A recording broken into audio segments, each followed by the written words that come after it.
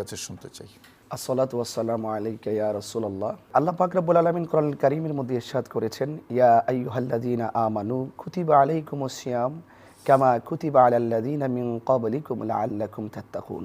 আল্লাহ পাক বলেছেন, হে ঈমানদারগণ, তোমাদের উপরে রমজানের রোজাকে ফরজ করা হয়েছে, যেমনই ভাবে তোমাদের পূর্ববর্তীগণের উপরে রোজা ফরজ করা হয়েছিল।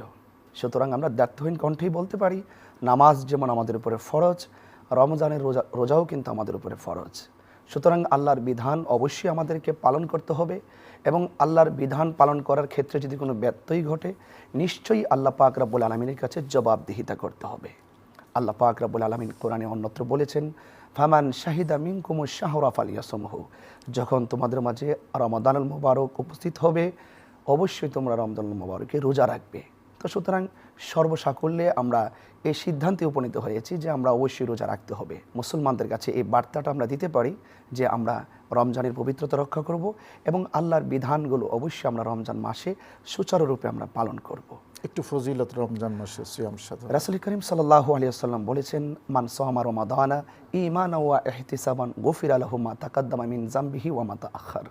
আল্লাহর হাবিব সাল্লাল্লাহু আলাইহি ওয়াসাল্লাম বলেছেন, যে ব্যক্তি ঈমানের সাথে সওয়াবের নিয়তে রমাদানুল মুবারকের সিয়াম সাধনা করবে, আল্লাহ পাক তার পূর্বের সকল গুনাহগুলো মাফ করে দিবেন। সুতরাং রমাদানুল মুবারক নিঃসন্দেহে গুনাহ মাফের মাস। আল্লাহর হাবিব অন্যত্র বলেছেন, ফামাস সাইমে আতয়াবু ইনদাল্লাহি মিন ইনরিহিল মিসকি, রোজাদারের মুখের গন্ধ আল্লাহর কাছে মেশকে আম্বরের চাইতে আরও সুগন্ধ। রমাদানুল মুবারকে অসংখ্য ফজিলতের মধ্যে আল্লাহর হাবিব আরও বলেছেন, লিসাইমি ফারহাতান, রোজাদারের জন্য দুটি আনন্দ। একটি আনন্দ হলো ইফতারের সময়। এই সময় আল্লাহ পাক রব্বুল আলামিন ফেরেশতাদেরকে ডেকে বলে থাকেন যে আমার বান্দারা এখন কি করছে। ফেরেশতারা বলেন যে ইফতার নিয়ে তারা বসে আছে। তো সুতরাং ইফতার, একটা রোজাদারের সামনে ইফতার রেডি থাকে, পানি রেডি থাকে এবং এত খাবার থাকার পরও আল্লাহর বিধানকে রক্ষা করণার্থে নির্ধারিত টাইমের অপেক্ষা করে যারা খাবার খাচ্ছে না, পানাহার করছে না, ওই টাইমটাতে আল্লাহ পাক রব্বুল আলামিন কিন্তু বান্দাদেরকে গুনাহসমূহ মাফ করে দেন। দোয়া কবুলের কয়েকটা সময় ইফতারের টাইমে।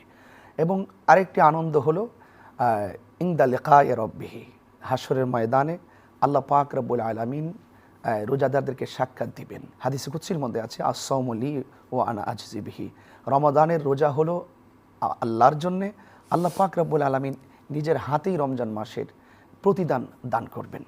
তো সব কিছু মিলে আমরা রমাদানুল মুবারকে বিভিন্ন গুণে, বিভিন্ন ফজিলতে পরিপূর্ণ রহমত, মাগফিরাত, নাজাতের সমন্বয়ে এক অপূর্ব ক্ষমা নিদর্শনের অন্যতম মাস